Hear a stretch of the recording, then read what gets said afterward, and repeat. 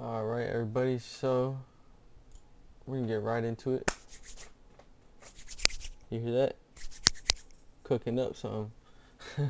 No, I'm just playing, but we're gonna go over my trade from 7:31 Thursday and 8/1 Friday. So let's get right to it. So I didn't take a trade all day on the 31st. I was busy, but I wanted to play Apple Earnings, so I played Apple Earnings. I only had two contracts, nothing crazy. It was like $300, but they were calls for August 22nd, and I woke up and them shits had not moved at all. So I basically just I took an L on it because I waited a second. I took an L on it, and then it was like minus 20%, whatever. And then I ended up taking some Apple puts, right? Because we have my setups formed. So we're gonna take the setup and follow the rules, and yeah. But let's go over it quick, right? So what are we doing overall right now? We are downtrending, right? So we have a high, low, high, a new low, right? High, a new low, right? High, new low, high, new low, high, new low. There's no new highs being made, okay? So now we have a new high made, right? But it could be a fake out.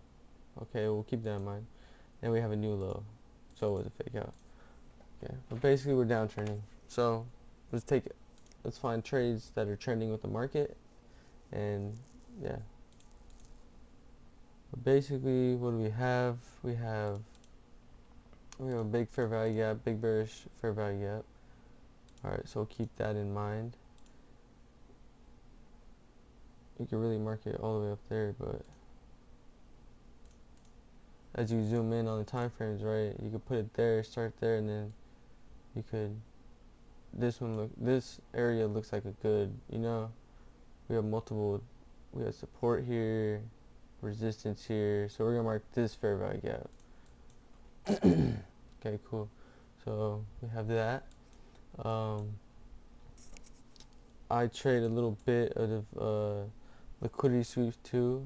I mean, not a little bit, but that's my main strategy besides the breakouts. What do we got? We have a liquidity sweep at the highs.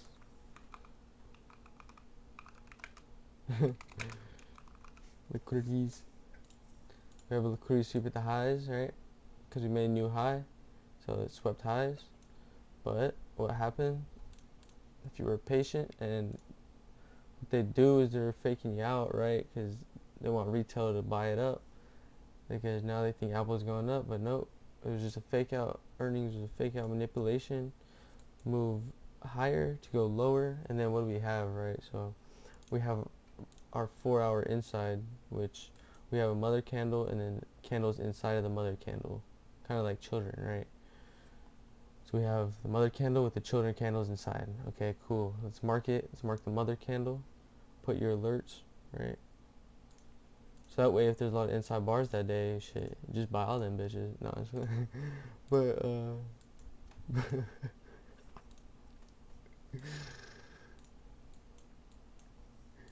but yeah.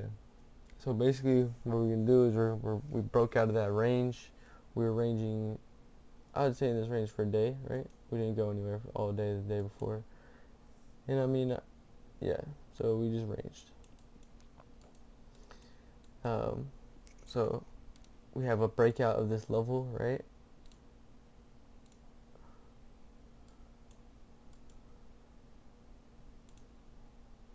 So we have it. We have liquidity sweep higher. People getting faked out. And what happens? All right, we'll pause it here. What happens? Our setup forms. So what happens is we break out of that level, and we have a candle close below. We have a retracement higher. Use your EMAs is kind of like an entry, but we also have another way I get my entries is through my CISDs, right? So we have a CISD here. So you enter at the reversal, the last candle to be reversed, right? So came higher and now we reversed. This is the most recent candle before we change directions or continue down in this case again. So what do I do when I see a setup form?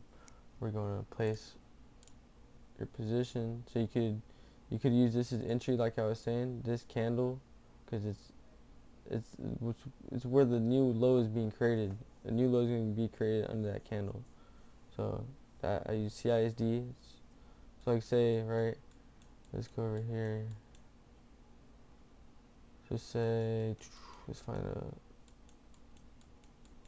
yeah, so basically right here, right?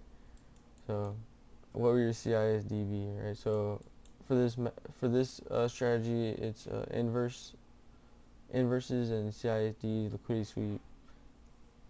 A little more complicated, but you learn it just like anything else, and you'll be fine. So yeah, what do we have, right? So we had an inverse. Had an inverse here. If you want to play it safer, you got inverse here, and then your CISD is going to be this candle. It could be this candle right here, just because you're playing on a higher time frame, right? Obviously, if you go down, you can find even more sniper of entries, right? So, if you yeah, exactly like I was saying. So what you have here is a fair value gap. This is your inverse. This is the main level that you want to watch. If this gets inverse, you're gonna find your CISD. You're gonna find your entry. Where's your entry gonna be? It's gonna be at this candle, this high right here, right? So now we're really sniping it. So you could have bought it the day before, right, and caught this move. You didn't have to wait till it was already up $1 or $2 for the day. But you know what I'm saying. But yeah, this can be your CISD. So you mark that shit out. Basically, your entry. It is your entry. It's gonna be your entry. So you'll enter here. Put your stop loss. I just put stop loss to that candle below, like the candle, or like this level. This is a nice level to put your stop loss at. So boom. Oops.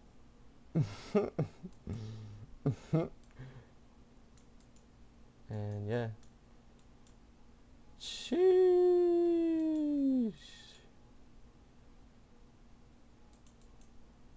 But also, if you got a breakout strategy, if you come back,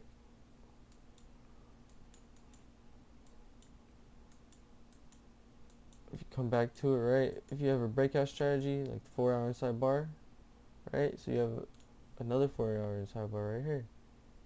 So you mark that shit. And you could even mark this one, the high and low range, basically. But all it's doing right here is just squeezing. See how it's just squeezing there? Just squeeze. Lemon squeeze right there.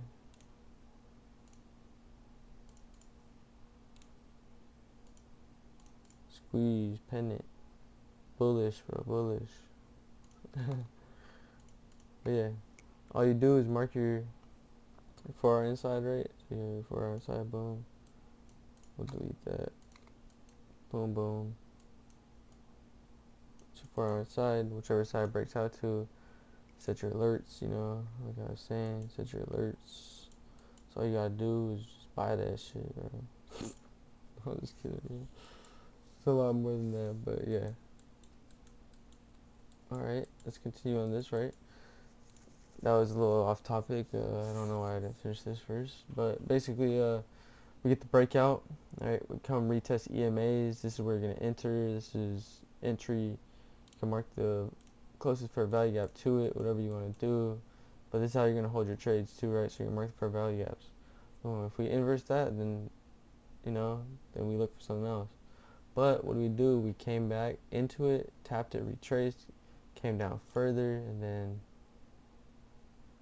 what do? Mark your fair value gaps while you're in the trade, right? If you have fair value gaps, just mark them all. And if it inverses any of them, that's your reason to get out.